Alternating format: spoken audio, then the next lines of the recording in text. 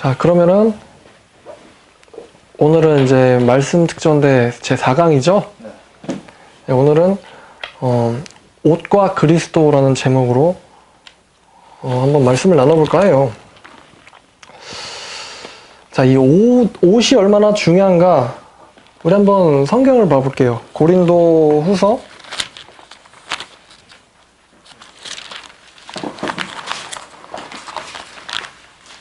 5장 말씀. 자, 고린도후서 5장 1절부터 보겠습니다. 1절부터 10절까지. 자, 같이 읽을게요. 고린도후서 5장 1절부터 10절까지. 시작. 만일 땅에 있는 우리의 장막집이 무너지면 하나님께서 지으신 집 곧 손으로 지은 것이 아니요 하늘에 있는 영원한 집이 우리에게 있는 줄 아느니라. 참으로 우리가 여기 있어 탄식하며 하늘로부터 오는 우리 처소로 덧입기를 간절히 사모하노라. 이렇게 입음은 우리가 벗은 자들로 발견되지 않으려 함이라. 참으로 이 장막에 있는 우리가 짐진 것 같이 탄식하는 것은 벗은 것함이 아니요 오히려 덧입고자 함이니 죽을 것이 생명의 삼킨 바 되게 하려 함이라. 곧 이것을 우리에게 이루게 하시고 보증으로 성령을 우리에게 주신 이는 하나님이시라. 그러므로 우리가 항상 담대하여 몸으로 있을 때에는 주와 따로 있는 줄을 아노니 이는 우리가 믿음으로 행하고 보는 것으로 행하지 아니하노라. 우리가 담대하여 원하는 바는 차라리 몸을 떠나 주와 함께 있는 그것이라. 그런즉 우리는 몸으로 있든지 떠나든지 주를 기쁘시게 하는 자가 되기를 힘쓰노라. 이는 우리가 다 반드시 그리스도의 심판대 앞에 나타나게 되어 각각 선악간에 그 몸으로 행한 것을 따라 받으려 함이라. 자, 지금 바울이 여기서 고린도후서 5장 2절, 3절, 4절을 보니까 바울이 지금 뭘 얘기를 하고 있냐면은 덧입기를 사모한다라고 말을 했어요. 이렇게 입으면 우리가 벗은 자들로 발견되지 않으려 함이라. 지금 사도 바울은 옷 입는 신앙에 대해서 얘기하고 있어요. 옷 입는 신앙. 그러면 이 옷 입는 신앙이란 뭘까에 대해서 한번 우리가 알아볼 필요가 있어요. 이 옷이 얼마나 중요하냐면은 이 옷은 창세기 3장부터 시작해가지고 계시록 19장까지 옷이 나와요. 창세기 3장에서 아담과 하와가 무화과나무 잎으로 엮어서 자기들의 옷을 만들었어요. 그리고 계시록 19장에서 성도들이 세마포를 입죠. 세마포를. 심지어 천국잔치에서도 그 마태복음 22장에 보니까 예복이 나와요. 그래서 이 친구여, 왜 자네는 예복을 입지 않고 들어왔느냐? 그래서 이 옷이 없어가지고 쫓겨나요. 창세기에서는 옷이 없어서 부끄러워가지고 자기들이 무화과 나무 잎을 엮어서 옷을 만들고, 또 천국잔치에서는 옷이 없어서 또 쫓겨나와요. 그죠? 그러니까 성경은 옷을 내가 입고 있느냐 벗고 있느냐 이게 굉장히 중요하다 이거예요. 그래서 바울이 지금 말하는 게 옷 입는 신앙, 이게 성경에 감춰진 어떤 비밀 중에 하나예요. 예수님께서 말씀하시는 비유 중에 생배 조각 비유가 있죠. 그래가지고 아무도 그 낡은 옷에다가 생배를 깁지 않는다. 그러니까 이 옷이 굉장히 어떤 비밀을 갖고 있어요. 이 옷은 하나님의 의를 말하고 있습니다. 근데 이 의라는 것이 왜 하나님께서 하나님의 의를 옷과 비유를 했느냐? 이게 이제 재밌는 거예요. 먼저 이 옷 이야기를 이해를 하기 위해서 가장 먼저 창세기 3장으로 가야 돼요. 창세기 3장을 가보니까 창세기 3장에는 아담과 하와의 타락 이야기가 있죠. 그래서 보니까 자, 창세기 3장 6절부터 보니 여자가 그 나무 선악과를 본즉 먹음직도 하고 보암직도 하고 지혜롭게 할 만큼 탐스럽기도 한 나무인지라. 여자가 그 열매를 따먹고 자기와 함께 있는 남편에게도 주매 그도 먹은지라. 이에 그들의 눈이 밝아져 자기들이 벗은 줄 알고 무화과나무 잎을 엮어 치마로 삼았더라. 자, 눈이 밝아져 자기들이 벗은 줄 알고 무화과나무 잎을 엮어서 치마로 삼았대요. 그러니까 옷을 만든 거죠. 자, 그러면은 이 무화과나무 잎으로 만든 옷이 내구성이 얼마나 지속될까요? 이 보니까 지금 여기서 이 사람들이 벗은 거를 알고는 무화과나무 잎을 엮어서 치마로 만들었다 그래요. 그러면은 이 벗었다, 옷 입기를 사모한다. 지금 뭔가 지금 바울이 얘기하는 것과 창세기 3장이 얘기하고 있는 게 뭔가 연관성이 있는 것처럼 보이거든요. 여기서 이 벗었다라는 거는 성경이 지금 우리에게 죄를 암시하고 있어요. 입었다는 것은 위를 얘기하고 있고 벗었다는 것은 죄를 암시하고 있어요. 이 벗었다라는 거는 벗으면은 수치심이 뒤따라옵니다. 수치심. 그 사람들이 이제 목욕탕에 불이 나면은 막 얼굴이나 하여튼 어딜 가리면서 도망가죠. 그러니까 이 사람들은 벗으면 수치심을 느껴요. 그런데 자, 경찰한테 어떤 범이 잡혔어요. 범이 잡혔는데 되게 명품 옷을 입고 있고 으리으리한 반지르르한 옷을 입고 있어요. 근데도 그 사람이 잡혀가면서 막 가리죠, 자기 얼굴을. 그러면서 왜 그랬습니까? 그러면 죄송합니다 이렇게 얘기하잖아요. 막 이러고 가면서 옷을 입었는데도. 왜 그러냐? 이 바로 옷에는 자기의 어떤 것을 가려주는 기능이 있는 거예요. 반례로 어떤 사람이 도망가는 범죄자를 막 쫓아가가지고 잡아가지고 막 시민상을 수상을 하게 된 거예요. 근데 그 범죄자를 쫓는 과정에서 막 옷이 흙탕물이 튀고 넘어지고 걸려서 찢기고 해서 옷이 너덜너덜해요. 그런데 결국 그 범죄자를 잡아가지고 경찰한테 인도했어요, 시민이. 그러니까 딱 방송국에 와가지고 이렇게 어떻게 훌륭한 일을 할 생각을 했냐고. 그러니까 그 사람이 옷도 얼굴도 너덜너덜한데 팍씩 웃으면서 얘기하기를 당연히 대한민국 국민으로서 이렇게 해야 되는 게 당연한 것 아닙니까? 딱 이렇게 당당하게 인터뷰를 해요. 왜 그럴까요? 바로 그 사람이 한 영광스러운 일들이 위가 되어서 그 사람을 빛나게 해주기 때문이에요. 그러니까 성경에서 벗었다라는 것은 죄의식과 관련돼 있고 성경에서 입었다는 것은 영광, 의와 관련되어 있어요. 의. 이 의라는 것이 굉장히 복잡하고 풍성한 개념이지만 우리가 한번 이 의에 대해서도 좀 생각을 해볼 거예요. 자, 그래서 지금 이 벗음에는 수치심이 있고 그 수치심은 죄의식과도 같아요. 이 입음에는 영광이 있고 이 영광은 바로 하나님이 주시는 하나님의 의랑도 관련이 있어요. 그래서 우리가 결국에는 벗은 몸에서 입혀지는 것이 바로 하나님의 구속사역의 핵심이에요, 핵심. 자, 우리가 창세기 3장 6절에 아담과 하와가 선악과를 먹어서 결국 죄를 졌어요, 하나님 앞에서. 죄를 지니까 뭐를 알냐면은 자기들이 벗은 줄 알았다 그래요. 자, 율법의 기능 중에 하나가 죄를 알게 하는 거예요. 근데 죄를 알기는 하는데 지금 선악과가 우리가 벗은 몸이라는 걸 깨닫긴 했는데 뭐를 못하고 있느냐? 입혀주지는 못하고 있어요. 우리가 수치스러운 거를 가려주지 못한다 이거예요. 그래서 그날 바람이 불 때 8절에 동산에 거니시는 여호와 하나님의 소리를 듣고 아담과 그의 아내가 여호와 하나님의 낯을 피하여 동산 나무 사이에 숨은지라.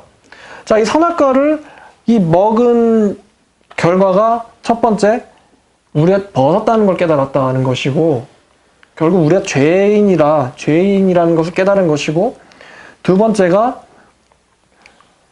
하나님의 낯을 피하여 9절에 여호와 하나님이 아담을 부르시며 그에게 이르시되 네가 어디 있느냐. 하나님이 지금 몰라서 부르는 거 아니죠. 알고 있어요. 아담아 네가 어디 있느냐.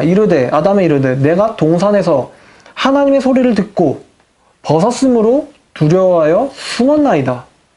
내가 죄인이라서 심판자 하나님이 무서워서 숨었습니다 라고 얘기하고 있어요. 벗었기 때문에 하나님을 두려워하여 숨었나이다. 그러니까 이 선악과를 먹은 결과가 벗은 줄 알고 하나님을 두려워하게 하고 그리고 숨어요. 이르시되 누가 너의 벗었음을 내게 알렸느냐? 내가 네게 먹지 말라 명한 그 나무 열매를 내가 왜 먹었느냐? 아담이 이르되, 자 봐요. 아담이 이르되 3장 12절 하나님이 주셔서 나와 함께하게 하신 그 여자가 그가 그 나무 열매를 내게 주므로 내가 먹었나이다. 자, 지금 핑계 대고 있죠? 근데 그 지금 누구 때문이라고 지금 아담이 얘기하고 있는 것 같아요? 하나님께서 주신. 그렇죠? 지금 보니까 하나님이 주셔서 나와 함께하게 하신 그 여자가 내게 줘서 그 나무 열매를 내가 먹었다. 여호와 하나님이 여자에게 이르시되 네가 어찌하여 이렇게 하였느냐? 여자가 이르되 여긴 나와 있지 않지만 하나님이 만든 그 뱀이 나를 꿰므로 내가 먹었나이다. 자, 이 지금 선악과를 먹음으로 일어난 이 네 번째 결과가 바로 핑계를 대는 거예요. 첫 번째는 내가 죄 벗었다라는 걸 깨닫는 거고, 두 번째는 하나님을 두려워하는 거고, 두려워했기 때문에 숨는 거고, 숨어가지고 하나님에게 뭐라고 되냐면 핑계를 대고 있어요. 당신 때문에 내가 이렇게 됐습니다. 당신이 지금 나를 이렇게 만들었습니다. 내가 하나님 안 믿는 거 당신 때문이고요. 내가 신앙생활 제대로 하지 못하는 게 당신 때문이고요. 지금 내가 이렇게 꼬여있는 게 다 당신 때문이에요. 지금 이런 하나님에 대한 핑계를 대고 있어요. 그럼 이 핑계가 계속되면 뭐로 되냐? 바로 하나님을 원망하고 대적하는 걸로 발전해요. 나중에는 하나님을 부정하기까지 합니다. 자, 이 첫 번째가 바로 죄를 깨달았다는 건데, 이 로마서 7장 9절 말씀에 보면은 율법의 기능 중에 이런 게 있어요. 로마서 7장 9절을 보니까, 자, 사도 바울이 이렇게 고백을 합니다. 전에 율법을 깨닫지 못했을 때에는 내가 살았더니 율법이 이르자 죄는 살아나고 나는 죽었도다. 그러니까 선악과를 먹지 않았을 때는 내가 살고 있었는데 선악과가 오니까 죄가 살아나고 내가 벗은 것이 드러나고 나는 죽었도다 그래요. 그러니까 이 선악과가 바로 율법 같은 기능을 하는 거예요. 분명히 이 마귀 녀석이 뭐라고 얘기하냐면은 창세기 3장 5절에 너희가 그것을 먹는 날에는 눈이 밝아져서 하나님과 같이 되어 선악을 알 줄 하나님이 아심이라 그랬거든요. 그러니까 하나님 같이 될 거라고 얘기해서 속았는데 선악에 대한 내가 죄인이라는 거는 알게 됐지만 살아날 수 있는 방법은 없다는 걸 알게 된 거예요. 그러니까 지금 선악과를 먹은 결과가 사망으로 이어진 거죠. 그래서 이제 그 결과 내가 벗었다는 거를 알고는 두려워해가지고 부랴부랴 무화과나무로 막 치마를 만들어 입는단 말이에요. 그리고서도 하나님이 무서워가지고 숨었어요. 요한복음 3장 3장 19절부터 볼게요. 그 정죄는 이것이니 곧 빛이 세상에 왔으되 사람들이 자기 행위가 악함으로 빛보다 어두움을 더 사랑한 것이니라. 악을 행하는 자마다 빛을 미워하여 빛으로 오지 아니하나니 이는 그 행위가 드러날까 함이요. 못 나온다 이거죠. 숨어서. 진리를 따르는 자는 빛으로 오나니 이는 그 행위가 하나님 앞에서 행한 것임을 나타내려 함이라 하시니라. 자, 이단들이 그 말씀을 잘 아는 사람들한테 가라고 하나요? 가지 말라고 하나요? 제발 오지 말라고. 가지 말라고. 네, 가지 말라고 하죠. 왜 가지 말라고 하냐면은 자기 행위가 드러난다 이거예요. 그러니까 지금 아담과 하와가 선악과를 먹은 그 결과가 뭐하냐면 하나님을 두려워해서 숨는 거예요.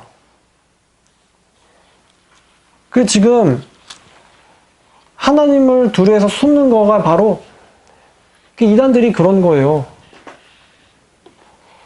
아까 이제 하나님을 두려워한다고 그랬는데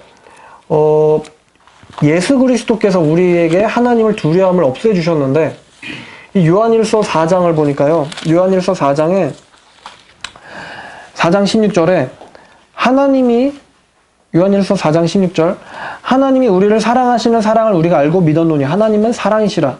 사랑 안에 거하는 자는 하나님 안에 거하고 하나님도 그의 안에 거하시느니라. 이로써 사랑이 우리에게 온전히 이루어진 것은 우리로 심판날에 하나님이 우리에게 찾아오셨을 때 담대함을 가지게 하려 함이니 주께서 그러하신 것 같이 우리도 이 세상에서 그러하니라. 사랑 안에는 두려움이 없대요. 근데 지금 아담과 하와는 하나님이 두려워서 숨었어요.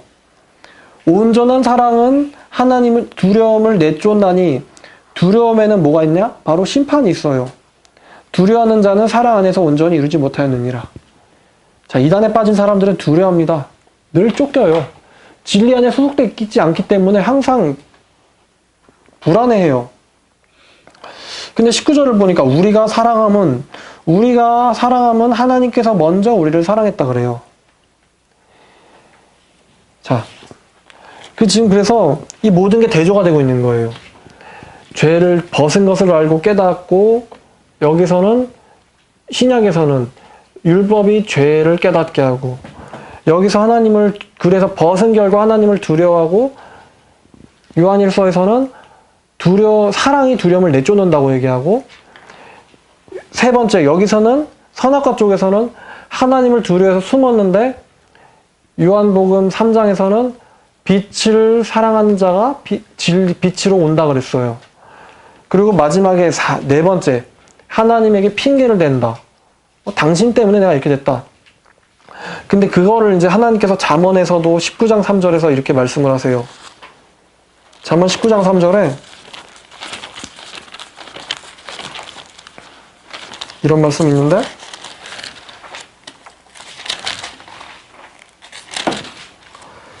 사람이 미련함으로, 자기가 미련하죠. 자기가 미련했기 때문에 이랬다는 거죠. 사람이 미련함으로 자기의 길을 굳게 하고, 사람이 미련하기 때문에, 자기가 미련하기 때문에 자기의 길을 굳게 하고는 마음으로 누구를 원망한다? 하나님을 원망한다. 지금 아담과 하와가 핑계를 댑니다. 하나님 때문에 지금 우리가 이렇게 됐습니다. 누가 넘어갔는데. 그죠? 에스겔 2장을 보니까 이 하나님에게 핑계를 대고 하나님에게 원망을 하니까 나중에 이제 하나님을 뭐 하냐면은 하나님을 대적한단 말이에요. 하나님께서 에스겔한테 이렇게 말씀하세요.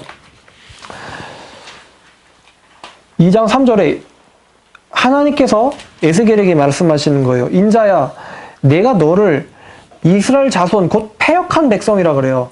나를 배반하는 자에게 보내노라. 그 조상들이 내게 범죄하여 오늘까지 이르렀대요. 아주 조상부터 시작해서 지금까지 계속 범죄한다는 거예요. 이스라엘 백성들이. 이 자손은 얼굴이 뻔뻔하고 마음이 굳은 자니라. 내가 너를 그들에게 보내노니 너는 그들에게 이르기를 주 여호와의 말씀이 이러하다 하라. 그들은 패역한 족속이라. 그들이 듣든지 아니 듣든지 그들 가운데 선지자가 있음을 알지니라. 인자야, 너는 비록 가시와 찔레와 같이 있으며 전갈 가운데 거주할지라도 그들을 두려워하지 말고 그들의 말을 두려워하지도 말지어다. 그들은 패역한 족속이라. 그 말을 두려워하지 말며 그 얼굴을 무서워하지 말지니라. 그들은 심히 패역한 자라. 그들이 듣든지 아니 듣든지 너는 내 말로 구할지니라. 너 인자야, 내가 네게 이르는 말을 듣고 그 패역한 족속같이 패역하지 말고 내 입을 벌리고 내가 네게 주는 것을 먹으라 하시기로. 내가 보니 한 손이 나를 향하여 펴지고 보라, 그 안에 두루마리 책이 있더라. 바로 이 두루마리 책이 하나님의 진리의 말씀입니다. 성경 말씀을 묵상해서 나오는 진리의 말씀이에요. 이 진리의 말씀 안에는 뭐가 있느냐면은 바로 하나님께서 행하시는 일들을 깨닫는 것이 있어요.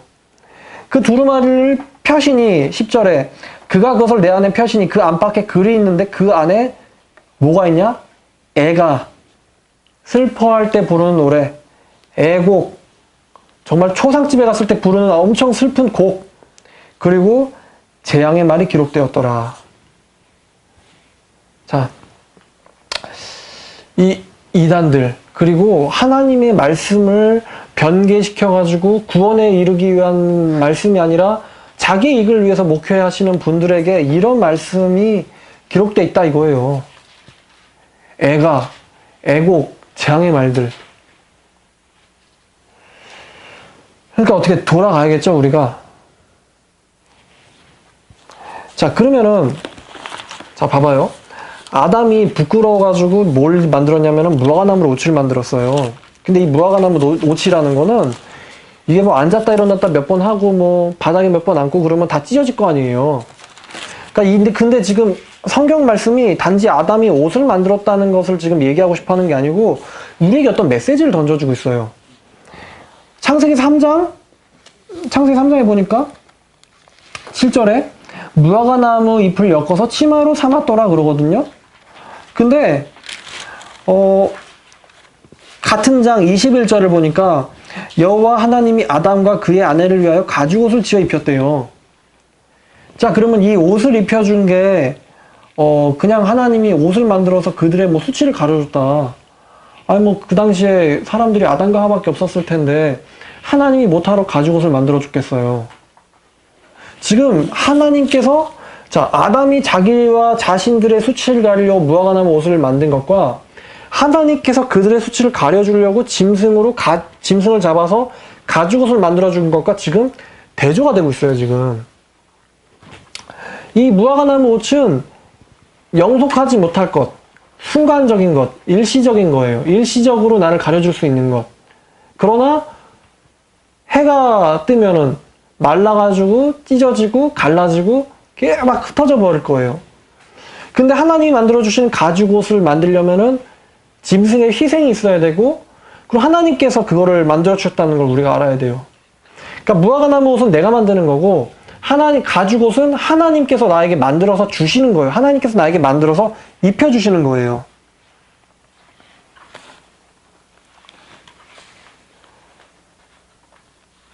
자, 예수님께서 그런 말씀을 하세요. 그 마태복음에서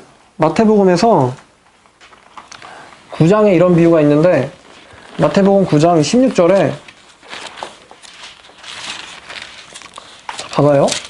9장 16절에 생배 조각을 낡은 옷에 붙이는 자가 없나니 이는 그 기은 것이 그 옷을 당겨 헤어짐이 더하게 될 것이며. 자, 지금 낡은 옷이 헤어짐이 더하게 된대요. 그죠? 낡은 옷이 헤어짐을 더하게 된다. 무화과나무로 만든 옷이 더 헤어지게 될 것이다. 그런데 지금 비슷한 이제 이 정반대로 스가랴 말씀을 보니까 스가랴 3장을 보니까요. 또 이런 얘기가 나와요. 스가랴 3장에 대제사장 여호수아는 여호와의 천사 앞에 섰고 사탄은 그의 오른쪽에 서서 그를 대적하는 것을 여호와께서 내게 보이시니라. 여호와께서 사탄에게 이르시되 사탄아 여호와께서 너를 책망하노라.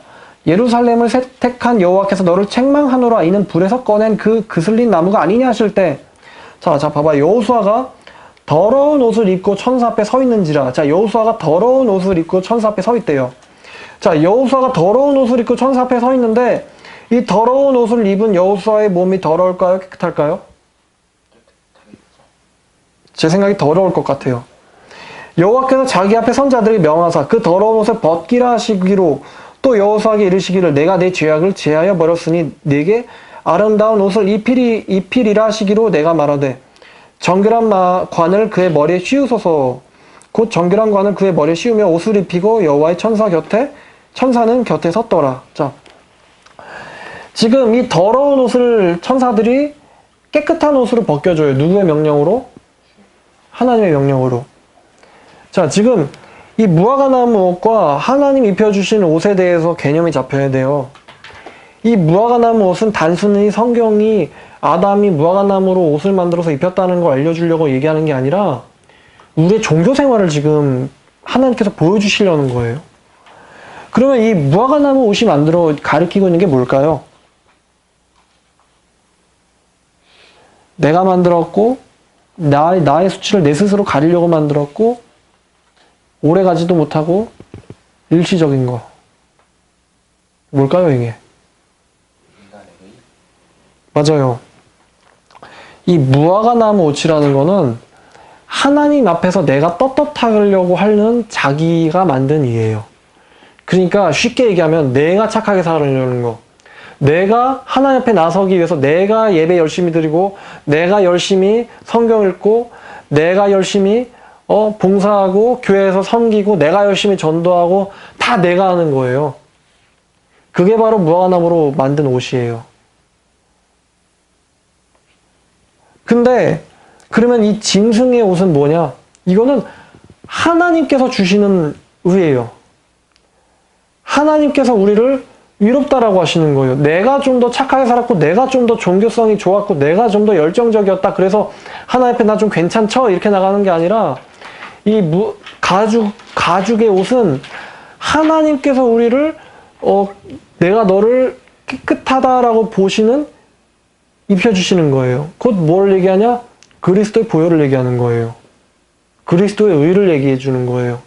신학적으로 표현하면 이게 칭의를 얘기하고 있는 거예요.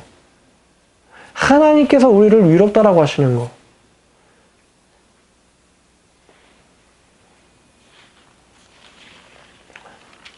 영어로 하면 justification by faith.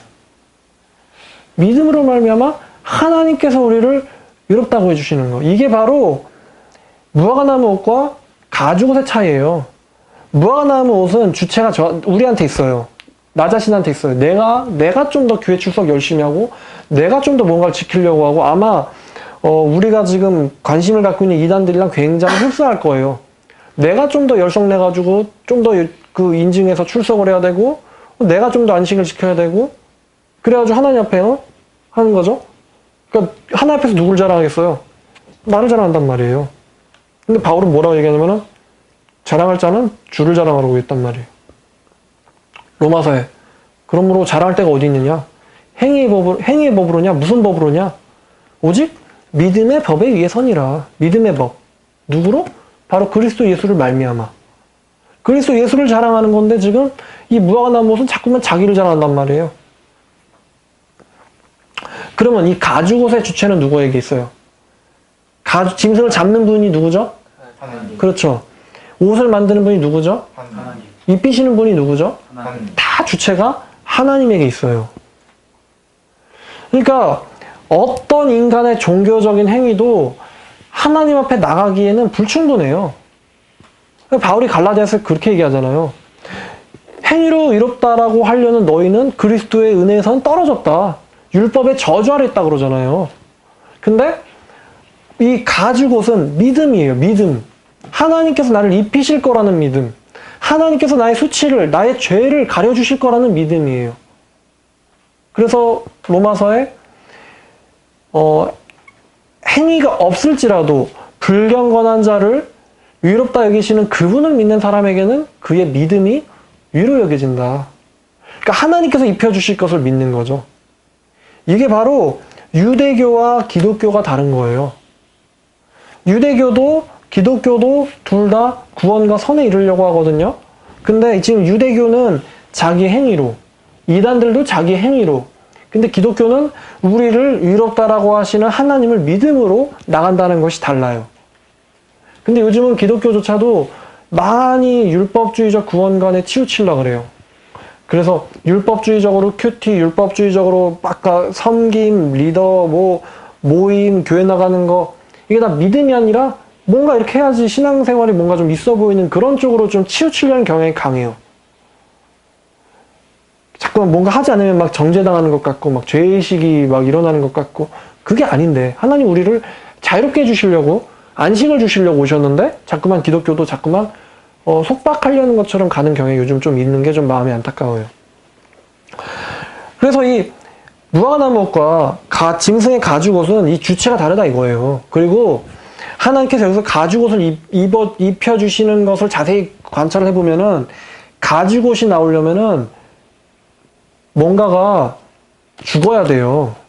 가죽옷은 그냥 나올 수가 없어요. 무화과나무는 내가 만드는 건데 가죽옷은 그냥 나올 수가 없어요. 뭔가가 죽어야 돼요. 죄값을 치러야 된다 이거죠. 피가 흘러야 돼요. 그러므로 피 흘림이 없이는 죄사함이 없다. 이 가죽옷이 죽인 가죽옷을 만들기 위해서 죽임당한 짐승이 누구를 상징할까요? 예수 그리스도. 그렇지 않겠어요? 그러니까 지금 이 옷의 정체가 뭐냐? 이 죽임당한 짐승이 뭐냐? 바로 예수 그리스도라는 거예요. 자, 이 스갈이 아까 우리가 3장을 봤는데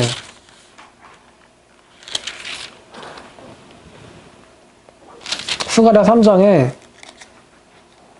자, 하나님께서 이 더러운 옷을 입은 대제사장 여호수아의 옷을 깨끗한 옷으로 바꿔주시면서 입혀주시면서 이렇게 말씀하셨어요. 스가랴 3장 9절에 만군의 여호와가 말하노라 내가 너 여호수아 앞에 세운 돌을 보라 한 돌에 7 눈이 있느니라 내가 거기에 그 돌에 내가 새길 것이며 이 땅의 죄악을 하루아침에 하루 만에 제거해 버릴 것이다.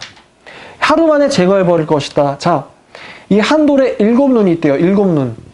이거 어디서 본 것 같지 않아요? 7 눈? 머리. 오케이. 와, 진짜 훌륭해요. 훌륭해. 계시록 5장. 계시록 5장에 보니까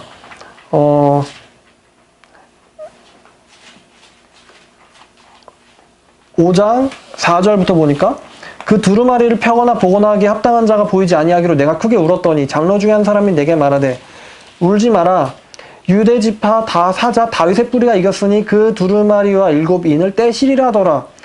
내가 또 보니 보좌와 내 생물과 장로들 사이에 한 어린 양이 서 있는데 일찍이 죽임을 당한 것 같더라. 왜 죽임을 당해야 돼요?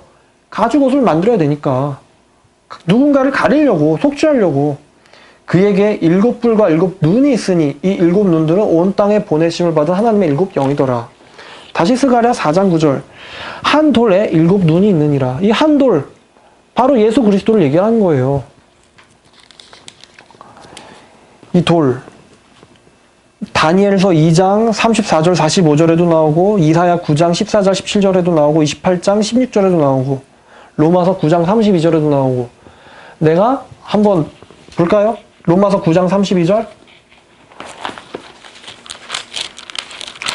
로마서 9장 32절 내가 걸림돌과 거치는 바위를 시온에 두노니 그를 믿는 자는 부끄러움을 당하지 아니하리라. 이 부끄러움 수치심 얘기하는 거죠. 벗은 자들이 느끼는 수치심을 얘기하는 거예요. 내가 시온에 이 걸림돌, 돌을 둘 건데 그 돌을 믿는 자는 가림을 받을 것이다. 옷 입힘을 당할 것이다 라는 얘기를 하고 있는 거예요. 그 돌을 믿는 자는 부끄러움을 당하지 않을 것이다. 어느 부끄러움으로부터? 아담이 당했던 수치심으로부터 부끄러움을 당하지 않을 것이다. 바로 이게 이 옷, 돌, 7 눈 있는 돌, 뜨인 돌, 거치는 돌, 바로 이게 예수 그리스도를 말하고 있는 거예요. 예수 그리스도. 지금 옷 얘기가 단순하게 이런 몸에 걸치는 거 얘기하는 게 아닌 거를 지금 아시겠죠? 되게 재밌잖아요. 어떻게 성경 말씀은 수치심을 죄의식과 같이 비교하고 영광을 위에다 갖다 비교했을까? 맞잖아요. 막 범죄를 저지른 사람은 진짜 정말 비싼 명품으로 떡칠을 해도 막 잡히면은 막 이렇게 막 수치스러워가지고 막 얼굴을 가리고 영광스러운 의의 일을 하는 사람들은 아무리 너덜너덜한 옷을 입고 있어도 당당하게 어깨를 펴잖아요. 똑같아요. 하나님 앞에서 죄인은 다 수치스러워서 가려야 되고 하나님께서 위롭다 하시는 사람들은 당당하게 나갈 수 있다는 거예요. 왜? 예수 그리스도께서 우리를 위롭다라고 옷 입혀 주셨으니까. 의로 옷 입혀 주셨으니까. 의로. 자, 그래서 이 주님께서 입혀주시는 이 옷이다. 이게 바로 여기에 바로 구원의 비밀이 들어있다는 거예요. 창세기 3장에 하나님께서 짐승을 잡아서 가죽옷을 만들어서 그에게 입히셨다. 여기에 벌써 복음이 들어가 있죠. 복음이 숨어서 들어가 있어요. 이 안에. 그리고 아까 스가랴에서 그 한 날에 죄악을 제거하겠다 그랬죠. 그 한 날이 언제예요? 돌아가신 부활하신 우리가 저번에 그 6월절 했잖아요. 그 하루아침에, 하루 만에. 기억나요? 네. 하루아침에 하나님이 성전을 죄악을 그냥 다 지워버리셨죠? 십자가 위에서. 6월절의 양으로. 지금 통하고 있잖아요. 그러면서 그 창세기 3장에서 지금 또 말씀하시는 게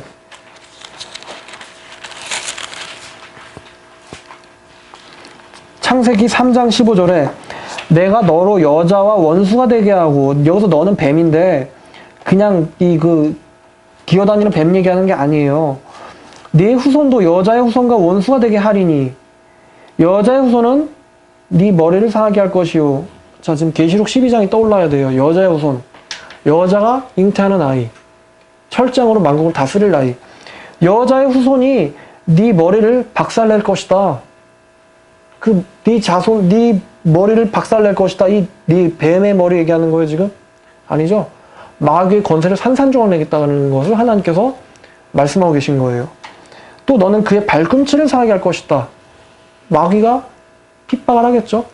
계시록 12장에 보니까 여자의 후손들, 곧 예수 그리스도의 계명과 증거를 가진 자들과 싸우려고 모래바다 위에 서 있다 그랬어요. 그죠? 뱀이 밟히니까 핍박은 하긴 하는데 이 머리가 박살난 거랑 발꿈치를 무는 거랑은 좀 차원이 다르단 말이에요. 머리가 박살나면 죽어요, 죽어.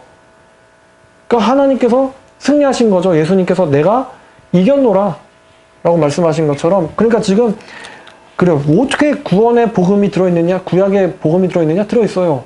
들어있잖아요, 지금. 하나님께서 여자의 후손인 뱀의 권세를 박살낼 것과 하나님께서 아담에게 그러셨던 것처럼 모든 하나님 믿는 자들을 그들의 죄악을 가리실 것을 지금 창세기 3장이 얘기를 해주고 있어요. 가죽옷으로. 다윗도 이와 같이 말하기를 주께서 죄를 인정하지 아니하실 사람은 복이 있노라. 그죠? 왜? 바로 짐승의 희생을 통해서. 자, 보니까 우리가 그래서 이 가죽옷과 무화과나무 옷이 이 우리로부터 이 하나님의 이 잡아주신 이 가죽옷이 우리로부터 말미암은 게 아니라 하나님의 주권, 하나님의 뜻, 하나님의 목적에 의해서 만들어진 거라는 걸 알 필요가 있어요. 디모데후서 1장을 보니까 디모데후서 1장에 이런 말씀이 있는데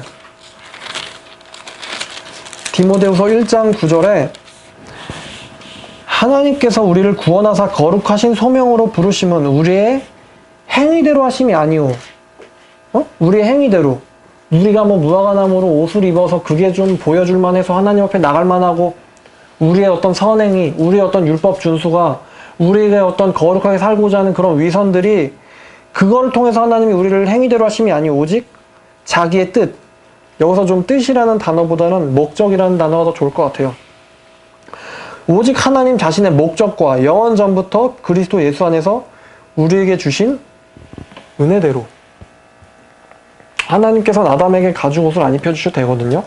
근데 하나님께서 아담을 은혜로 사랑하셨어요. 아담이 옷 입힘을 당할 만한 일을 한 적이 없는데 그 누가복음에서 탕자가 옷 입힘을 당할 만한 일을 한 게 없잖아요. 근데 아버지께서 탕자를 보고는 달려와가지고 그를 껴안으면서 그에게 좋은 옷을 갖다 입힌단 말이에요. 탕자 들어오는데 좋은 옷을 갖다 입혀요. 자, 그럼 이 좋은 옷이라는 게 바로 예수 그리스도를 얘기하는 거예요. 예수 그리스도. 그러면 우리가 예수 그리스도로 우리가 지금 더러운데 우리가 죄인인데 우리가 완전 더러워요. 지금 죄악 속에서 뒹굴었어요. 근데 우리가 하나님을 믿을 때 하나님께서 우리를 일방적으로 예수 그리스도의 옷으로 우리를 가려주었어요. 그러면은 그 옷을 가려주었어도 우리한테 뭐가 남아있느냐?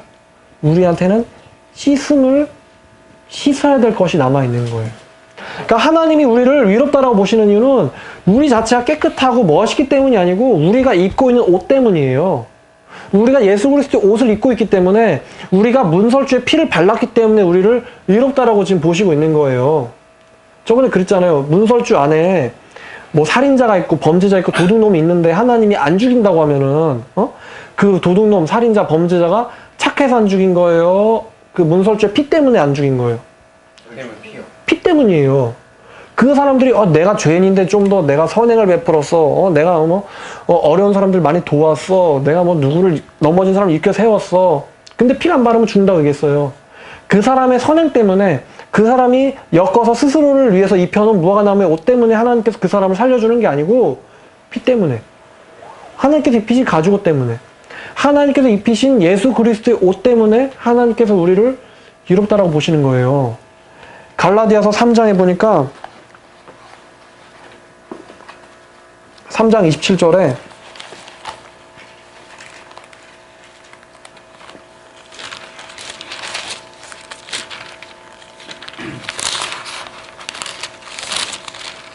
27절에 누구든지 그리스도와 합하기 위하여 그리스도와 하나가 되기 위하여 세례를 받는 자, 구원을 받은 자, 칭의를 받은 자는 다 뭐로 옷 입었다? 그리스도로 옷을 입었다 그래요. 그리스도의 옷을 입은 게 아니고 그리스도로 옷을 입었대요. 자, 그 짐승이 죽었어요. 짐승이 예수 그리스도인데 짐승이 죽어서 그 짐승이 가죽옷을 생산해서 그 짐승이로 옷을 입었다는 거예요. 그러니까 누가 지금 죽임당하시고 누가 우리를 가려주시는 옷이 되셨냐? 바로 예수 그리스도예요. 예수 그리스도의 옷을 입은 게 아니고 예수 그리스도로 옷 입은 거예요. 이게 하나님 우리를 이롭다라고 보시는 거예요. 예수 그리스도가 우리의 전부예요. 자, 그런데도 불구하고 우리가 한 가지 중요하게 잡아야 될 것이 있습니다. 우리가 중요하게 잡아야 될 것이 우리는 여전히 예수 그리스도의 옷 때문에 위롭다라고 칭함을 받은 것이지 우리의 의 때문은 아니라는 거죠. 이사야가 64장 9절 6절에서 이런 말을 했는데 이사야가 64장 9절에서 이런 말을 했어요. 자, 64장 6절이에요. 미안합니다. 무릇 우리는 다 부정한 자 같아서 우리의 의는 다 더러운 옷 같으며 우리는 다 잎사귀같이 시들므로 우리의 죄악이 바람같이 우리를 몰아가나이다. 자, 우리의 의가 뭐 같다? 더러운 옷 같다는 거예요. 아무리 무화과나무로 옷을 잘 만들어서 입어봐야 다 사가버린다. 다 더럽다. 여기서 지금 이 더러운 옷이 더러운 걸레 같다고 얘기하거든요. 아무리 인간들 중에서 깨끗하다고 하는 사람들도 자기의 선행으로 보여줄 만하다고 얘기하는 사람들도 다 하나님 앞에 섰을 때는 뭐 같으냐면 다 더러운 걸레를 입고 있는 거예요. 더러운 걸레. 이 바리새인과 서기관들이 자기가 의가 있죠. 율법을 지키니까 율법에 의가 있어요. 바로 얘기한 것처럼. 근데 그 율법의 의가 천국에 들어갈 수 있다 없다? 마태복음 5장 20절. 너희가 바리새인이나 서기관의 의보다 더 낫지 아니하면 천국에 들어갈 수 없느니라. 바리새인 서기관들도 의가 있어요. 율법의 의가 있단 말이에요. 자기들이 열심히 안식일을 지키고 자기들이 열심히 신앙생활을 하고 여호와 하나님을 믿고 섬긴다라고 하는 노력들이 있어요. 근데도 예수님이 바리새인과 서기관들을 더러 하시는 말씀이 독사의 자식들아 그래요. 왜? 그들이 그렇게 열심히 하는 게 바로 더러운 거예요. 더러운 거.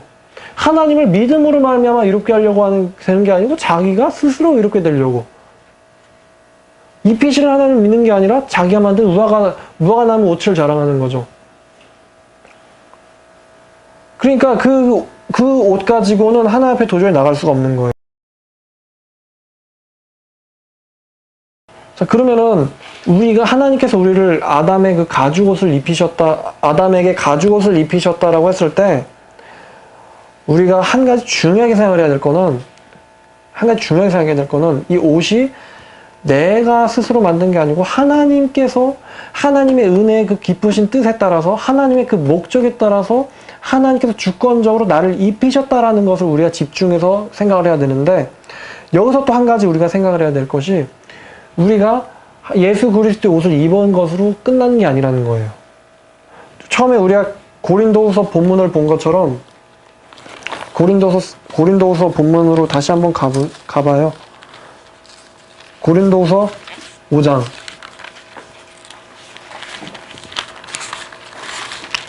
5장에 보니까 자 5장 2절에 보니까 사도 바울이 참으로 우리가 여기에 있어서 탄식하며 하늘로부터 오는 우리의 처소로 덧입기를 간절히 사모하노라 그래요.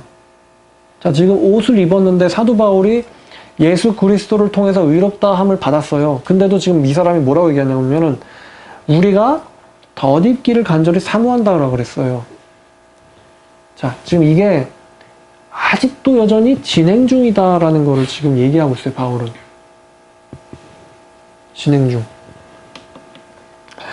이렇게 입으면 우리가 벗은 자들로 발견되지 않으려 함이라. 지금 바울이 지금 이 옷 입는 거 얘기하는 게 아닌 거 지금 딱 캐치를 하시겠죠. 그럼 바울이 지금 뭘 얘기하냐면은 이 예수 그리스도의 옷을 입어서 지금 칭의, 한마디로 의롭다 하심을 했어요. 하나님께서 우리를. 자, 내가 너를 죄 없다라고 할게. 우리는 죄인이에요. 지옥에 가야 돼요. 사망에 이르러야 돼요. 죽어야 된단 말이에요. 죽어야 되는 살인죄에 해당하는 죄를 져가지고 죽어야만 되는데 하나님이 우리를 의롭다라고 쳐주셨어요. 칭의, 의롭다라고 칭해 주신 거예요. 자, 그러면은 하나님께서 의롭다라고 칭해 주신 이유는 예수 그리스도께서 그 죄값을 대신 담당하셨기 때문이거든요. 그런데도 불구하고 우리한테는 뭐가 남아있냐면은 그 의에 도달을 해야 되는 거예요. 도달. 만약에 우리가 의롭다라고 칭의 받아서 의인이라고 하는데도 여전히 계속해서 죄를 지으면서 살면은 바울이 말한 바대로 그리스도께서 죄인들의 일꾼인 대장이 돼버리세요. 우리가 만일 예수 그리스도로 인하여 의롭게 되기를 구하려다가 죄인들로 발견된다면 그때는 그리스도가 죄인들의 일꾼이시냐? 결코 그럴 수 없다 이거죠. 그러니까 칭의 다음에 필요한 건 바로 득의가 필요해요.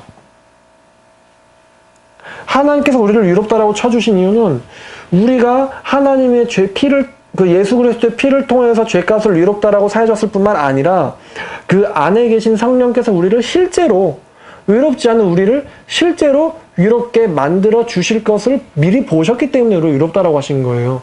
만약에 우리가 의롭지도 않은데 여전히 우리를 의롭다라고 하시면은 우리는 속임을 당한 거고 하나님은 우리를 속이신 거예요. 그래서 지금 바울이 이미 예수 그리스도 옷을 입었지만 고린도후서에서 뭐라고 했냐면 우리가 더 간절히 덧입기를 사모한다 그랬어요. 그러니까 이거는 어떤 유명 학자가 얘기한 것처럼 우리는 의인이다. 근데 이걸로 끝나면 안 돼요. 어떤 의인이냐? 바로 용서받은 의인이다라는 사실을 기억을 해야 돼요. 용서받은 의인이다. 그죠? 우리는 한 표대가 있어요. 예수 그리스도라는 표대가 있어요. 예수 그리스도로 닮아가야 돼요. 우리가 비록 예수 그리스도의 보혈로 심판이 유월이 됐지만 우리에게 남은 것은 진짜 우리를 하나님께서 원하시는 모습으로 발전시켜 나가고 이루어 나가고 닮아가야 되는 목적이 남아있어요. 그게 바로 이미 옷 입혀진 자로서 옷 입기를 간절히 사모하는 신앙이에요. 고린도후서 5장 3절에 이렇게 입으면 우리가 벗은 자들로 발견되지 않으려 함이라. 참으로 이 장막에 있는 우리가 짐진 것 같이 탄식하는 것은 벗고자 함이 아니요 오히려 덧입고자 함이니 곧 죽을 것이 생명에 삼킨 바 되려 함이라. 곧 이것을 우리에게 이루게 하시고 보증으로 성령을 우리에게 주신 이는 하나님이시라. 우리를 덧입히실 것을 보증으로 성령 하나님을 주셨다는 거예요. 우리가 항상 담대하여 몸으로 떠나 있을 때는 주와 따로 함께 있는 줄을 아노니 이는 우리가 믿음으로 행하고 보는 것으로 행하지 아니함이로다. 우리가 담대하여 원하는 바는 차라리 몸을 떠나 주와 함께 있는 그것이지만 그런즉 우리가 몸으로 있든지 떠나 있든지 주를 기쁘시게 하는 자가 되길 힘쓰노라. 자, 바울은 지금 간절히 예수 그리스도로 옷 입기를 바라고 있어요. 이미 옷을 입었지만 이미 구원을 받았지만 점점 더 구원을 이루어나가기를 바라고 있어요. 구원을 이루어나가는 거. 너희는 너희의 구원을 이루라. 나 예수 믿는데요? 끝이 아니라는 거예요. 지금 우리가 하나님 때문에 의롭다함을 여김받은 거지 그렇다고 해서 모든 것이 다 가능한 건 아니라는 거예요. 모든 죄책감으로부터 다 자유로워서는 안 된다는 거예요. 나를 쓰시겠다고 하신 건 하나님이신데 하나님이 나를 쓰시겠다고 한다고 해서 내가 여전히 빚진 자임을 잊어서는 안 된다는 거예요. 내가 유대인에게나 헬라인에게나 다 빚진 자다. 그러므로 나는 너희에게 복음을 전할 준비가 되어 있노라. 복음을 전해야 되는 거예요. 거룩을 이뤄가야 되는 거죠. 하나님께서 우리를 위롭다라고 하셨을지라도 우리는 더 덧입어야 되는 거예요. 그러니까 로마서에서 바울이 이렇게 얘기합니다. 로마서 13장 14절에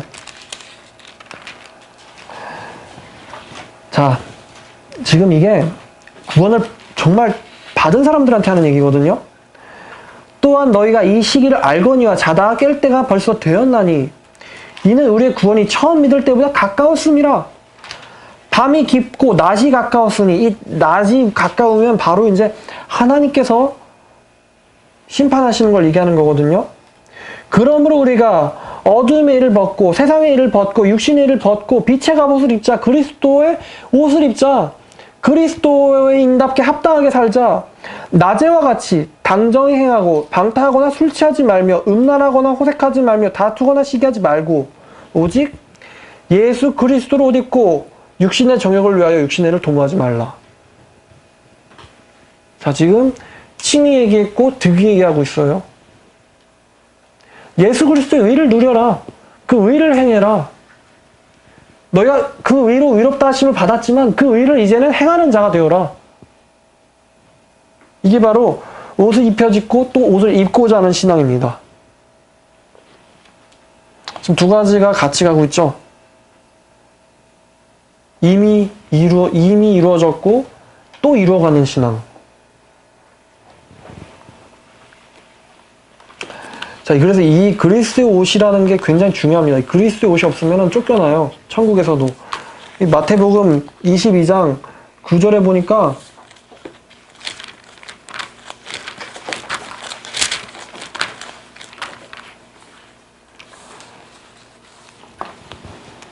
네거리 길에 가서 사람을 만나는 대로 혼인잔치에 청하여 오라 한대. 종들이 길에 나가 악한 자나 선한 자나 만나는 대로 모두 데려오니 혼인잔치에 손님들이 가득한지라. 임금이 손님들을 보러 들어올세 거기서 예복을 입지 않은 한 사람을 보고 이르되 친구여 어찌하여 예복을 입지 않고 여기에 들어왔냐 하니 그가 아무 말도 못하거늘. 자, 예복이 누구 말하는 거겠어요? 그렇죠. 예수 그리스도 얘기하는 거예요. 어떻게 예수 그리스도도 입지 않고 여기에 들어왔느냐 하니 그러니까 그 사람이 구원을 받은 사람이겠어요? 임금이 사관들에게 말하되 그 손발을 묶어서 바깥 어두운 데가 어디예요? 내던지라. 거기서 슬피 울며 이를 갈게 되리라. 자, 그러니까 이 옷 입는 신앙이 굉장히 중요합니다. 옷 입는 신앙. 그래서 우리 믿는 모든 사람은 그리스도의 옷을 입어야 돼요.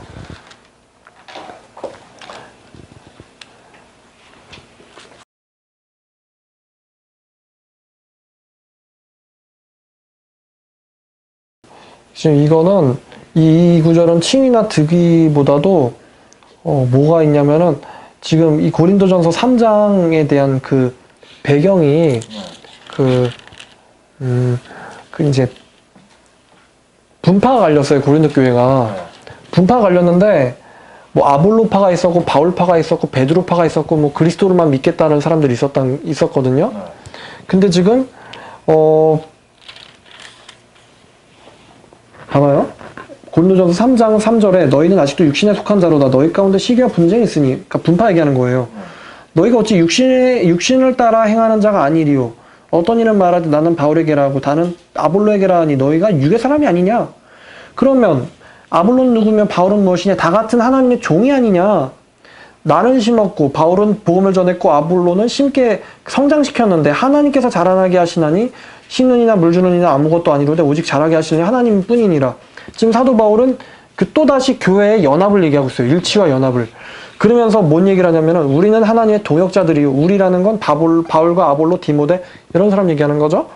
너희는 하나님의 밭이요 하나님의 집이래요.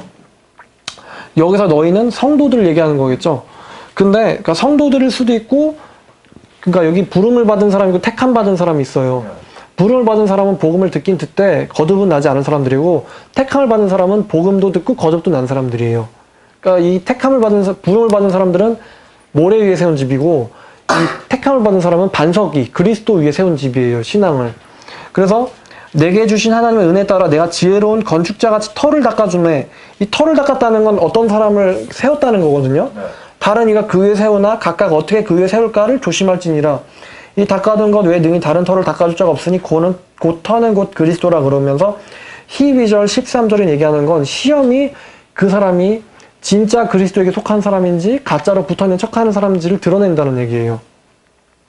그러니까 예수님이 그 반석 위에 세운 집과 모래 위에 세운 집 이야기를 하면서 그 풍파가 불면은 집이 무너지되 무너짐이 심할 거다라는 얘기를 했어요. 그거랑 같이 생각을 하면서 봐야 돼요, 이거는.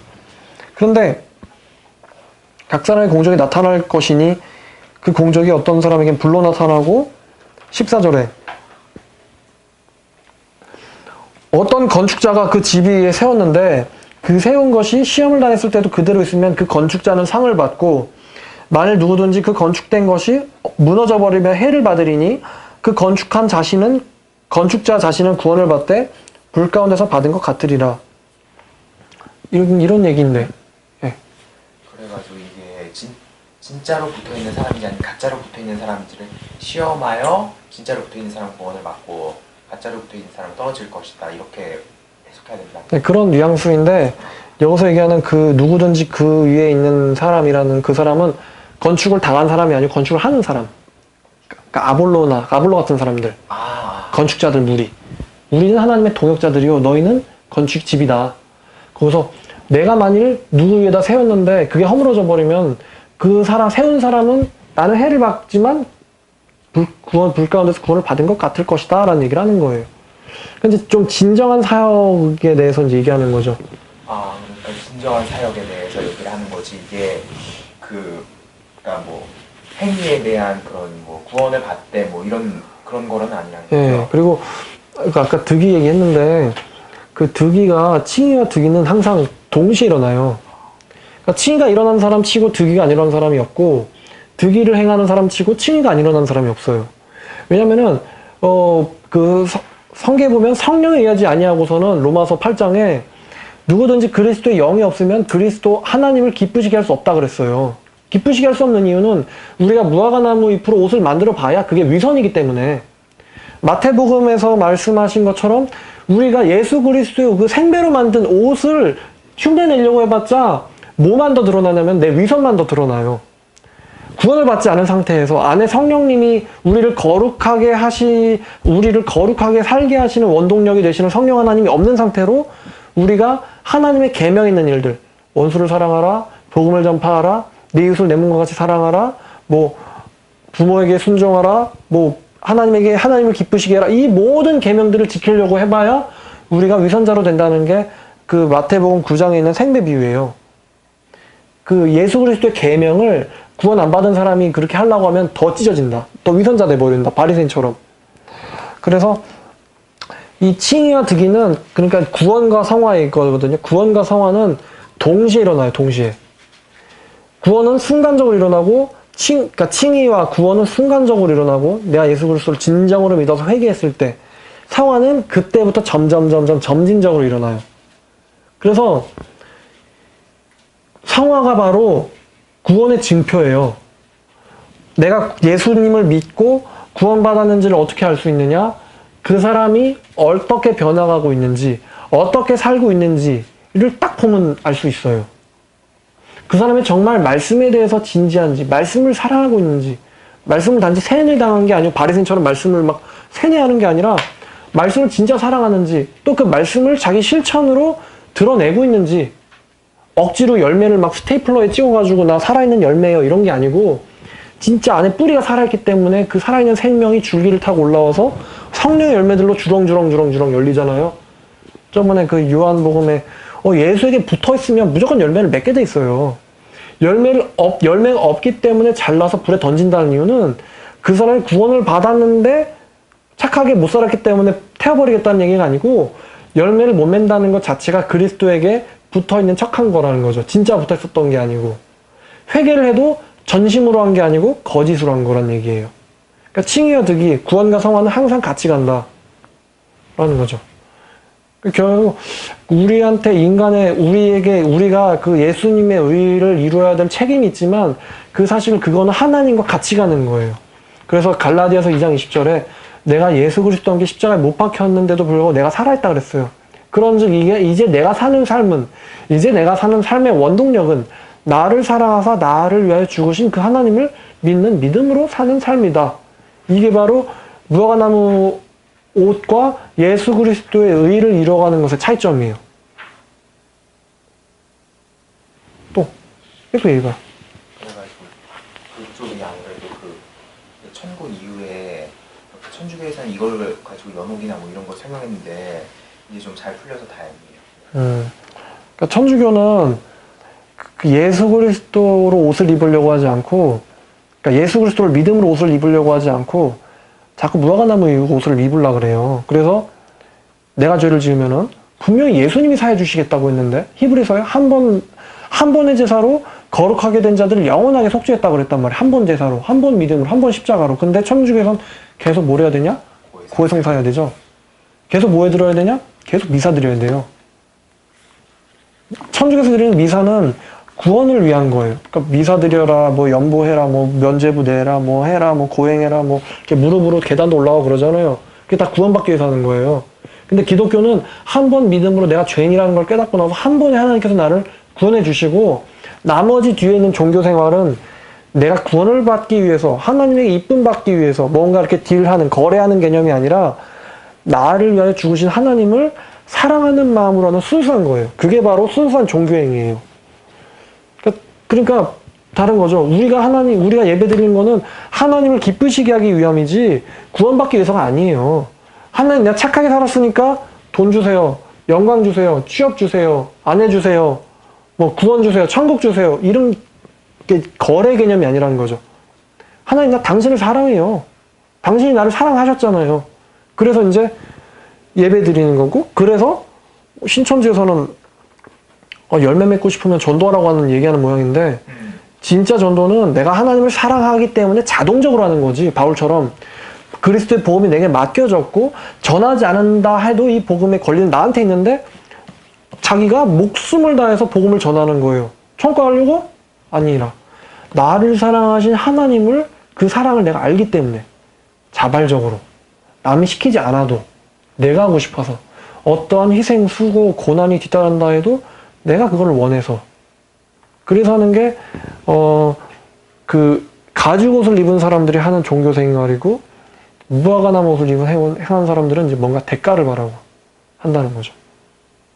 똑같이 교회를 다니고 똑같이 예배를 드리고 똑같이 찬송을 드리고 똑같이 헌금을 내고 복음을 전하고 성경 공부를 해도 그 육신에 있는 사람들이랑 예수의 보혈을 입고 있는 사람들이랑 달라요.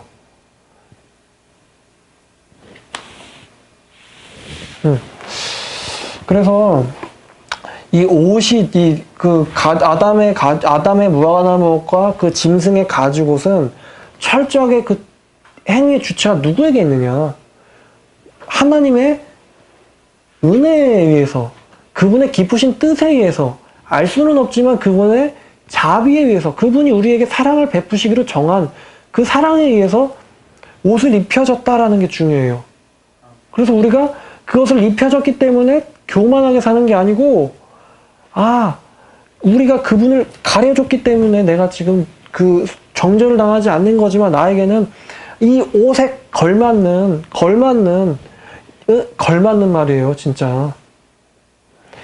우리가 군복을 입으면은 군인의 책임에 그러니까 군인의 그 행동에 해당하는 책임이 있어요.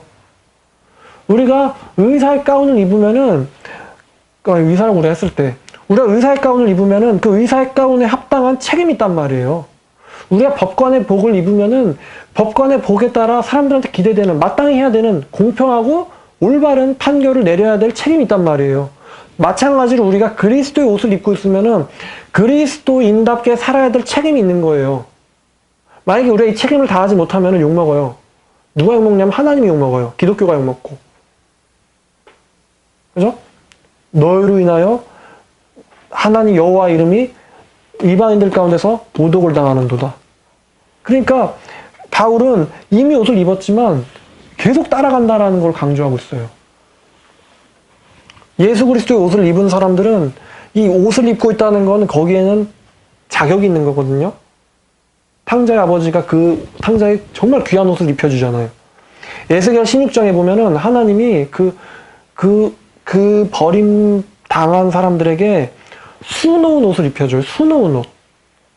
하나님께서 수놓은 옷을 입혀줘요. 제가 이 얘기를 정말 얼마나 하고 싶었는지 몰라요. 수놓은 옷을 입혀줘. 근데 그 하나님이 수놓은 옷이라는 게 이 세상에 정말 하나밖에 없는 옷이에요. 하나님이 수놓은 옷.